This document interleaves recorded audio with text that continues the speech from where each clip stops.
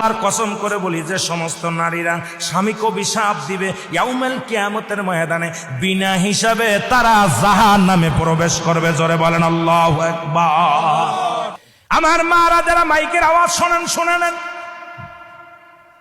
যত আপনার নামাজ, আপনার রোজা, আপনার হজ সব কিছু বরবাদ হয়ে যাবে যারা স্বামীকে লানত করবেন, স্বামীকে যারা অভিশাপ করবেন, স্বামীর বিরুদ্ধে অভিযোগ করবেন, স্বামীর প্রশংসা করবেন।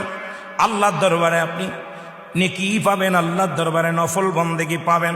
সারা রাত পরে আপনি ইবাদত করেছেন, আর একবার বলেন, আপনার মার কাছে বলেন, বোনের কাছে বলেন, ভাইয়ের কাছে বলেন, ভাইরে তোমার দুলোবাইটা কত সুন্দর, উনি ফরেজগার মানুষ, নামাজি মানুষ, আমাকে ভালোবাসে।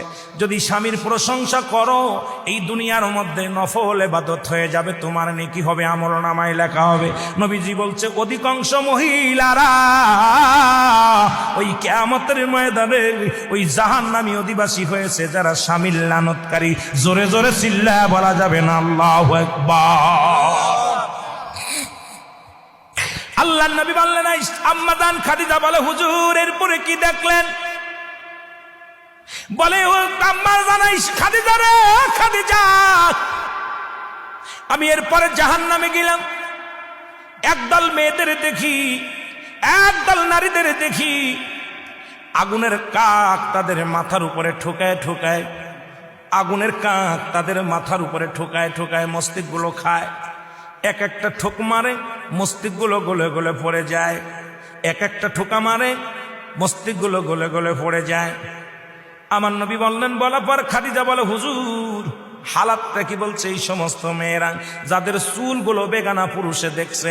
এখন এই ওয়াজ যদি মিরাজের ওয়াজে গেলে, শরীয়তের ওয়াজ, পর্দার ওয়াজ, হাকিকতের ওয়াজ, নামাজের ওয়াজ, নামাজও মিরাজ থেকে আসা পর হলো, পর্দার বিধানও কঠিন হলো, নামাজ বাজার মিরাজ থেকে আসা পর। এখন এই মিরাজের মধ্যে ঢুকলেই তো আলোচনা বাইর হয়ে যায়, আর এই ওয়াজ করলেই তো সকালবেলা আমার হাতে হ্যান্ডকাপ পড়বে। জোরে বলেন ঠিক কি না?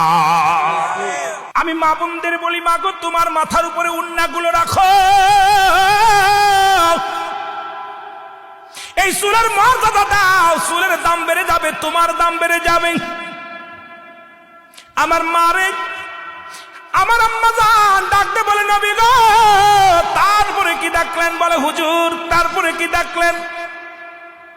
নবীজি বলে, খাদিজা রে এরপরে একটা জাহান্নামের মধ্যে দেখলাম, গায়ের মধ্যে আগুনের সাপগুলো মুড়ায় আছে, আগুনের সাপগুলো মুড়াইয়া দেহ খায়।